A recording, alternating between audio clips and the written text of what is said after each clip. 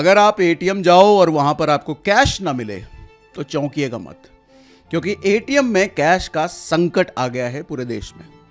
और ये माजरा क्या है समझिए। मार्च में देश के एटीएम में कैश भरने के लिए 94,000 करोड़ रुपए चाहिए थे, लेकिन एटीएम्स को मिले कितने?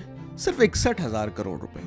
और फिर अप्रैल में वही 94,000 करोड़ रुपए की जरूरत थी सारे एटीएम को भरने के लिए, लेकिन मेरे इस बार सिर्फ 54,000 करोड़, यानी कि आधे से भी कम कैश मिला।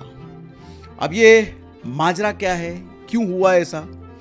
देखो, हुआ क्या है कि देश में टोटल कैश का सर्कुलेशन जो है ना 42,54,000 करोड़ रुपए के रिकॉर्ड लेवल पर है।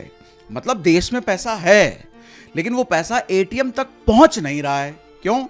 क्योंकि एटीएम में कैश भरना, एटीएम तक कैश ले जाना अब वो महंगा पड़ रहा है, क्योंकि पेट्रोल डीजल महंगा हो गया है, कर्मचारियों की सैलरी बढ़ गई है, कैश ढोने का खर्चा बढ़ गया है, लेकिन ऑपरेटर को मिलते हैं पर ट्रांजैक्शन सिर्फ 19 रुपए।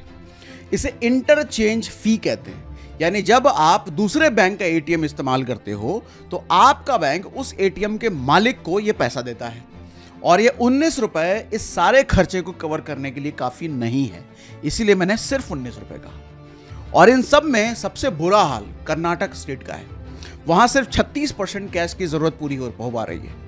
और अब जो लोग सबसे ज्यादा कैश के लिए मार खाएंगे वो गांव और छोटे शहर के लोग होंगे, जो डीबीटी यानी कि डायरेक्ट बेनिफिट ट्रांसफर का पैसा सीधे अभी भी एटीएम से निकालते हैं।